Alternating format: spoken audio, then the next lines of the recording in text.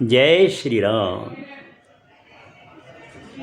रामायण सिंधी शायरी में और व्याख्या हिंदी में। बालकांड पृष्ठ 8। इसके पहले विश्वामित्र को बड़ी चिंता थी कि बिना प्रभु राम के राक्षस नहीं मरेंगे, तो राजा दशरथ को विनती करके राम और लक्ष्मण अपने साथ लेकर जा रहे थे। रास्ते में राक्षस मारीच और राक्षस सुबाह आया। प्रभु श्री राम ने एक ही बाण से उनको खत्म कर दिया और लक्ष्मण ने भी राक्षसों के झुंड को खत्म किया। आगे चले तो एक आश्रम दिखाई दिया। वहाँ न कोई पशु था न पक्षी था। एक शिला, एक पत्थर दिखाई दिया। तो मुनिवर ने प्रभु राम को बताया, यह अहिल्या है, श्राप लगने से पत्थर बन गई है और आस लगाए बैठी है कि प्रभु श्री राम अपने चरण स्पर्श करें। अब आगे। रघुनायक सब लय सुखदाई, अहिल्या ते पिण महिरव साई।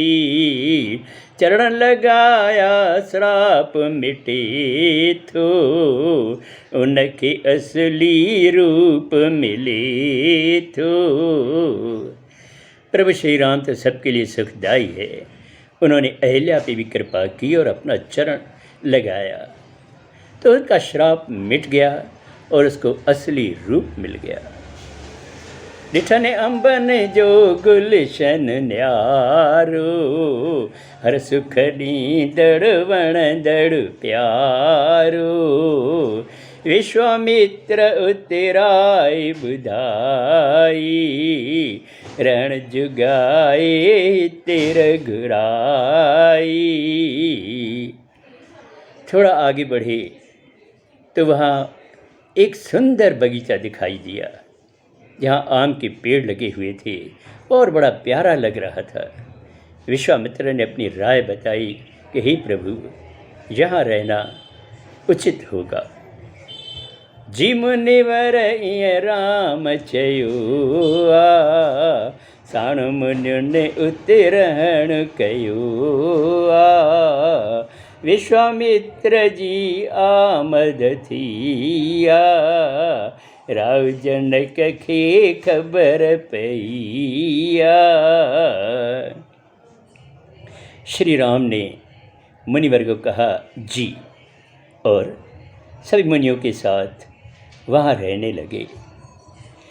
विश्वामित्र आए हैं यह खबर राजा जनक को पड़ी और राजा जनक यानी माता सीता के पिताश्री साण वठी साथी घना, मन में धारे प्रीत।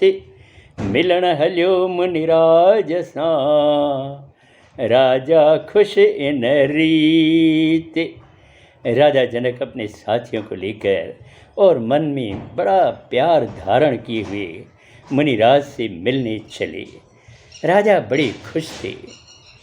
राम लखन जे रूपल भायो, गदगद तन जल नेणन आयो। सुहिणी सूरत जिय निहारी, सुध बुद्धि पंहिंजी जनक विसारी। राजा जनक मुनिवर से मिलने जाते हैं। वहाँ पर राम और लक्ष्मण को देखकर, उनका रूप देखकर गदगद हो उठे, बहुत खुश हुए और खुशी से उनके नैनों में जल भर आया। इतनी सुंदर सूरत बार बार देख रहे थे और ऐसा लग रहा था जनक को कोई सुध बुध ही नहीं थी। हर हर प्रभु के राव निहारे, तन बह के मन आनंद धारे। विश्वामित्र के शीस निभायो, नगर वठी पो सबके आयो। राजा जनक बार बार प्रभु श्री राम को निहारते रहते हैं, देखते रहते हैं। उनका तन मन आनंद से भरपूर है। आखिर उन्होंने विश्वामित्र को शीश निभाया और विनती की और फिर सबको लेकर वो अपने नगर आए।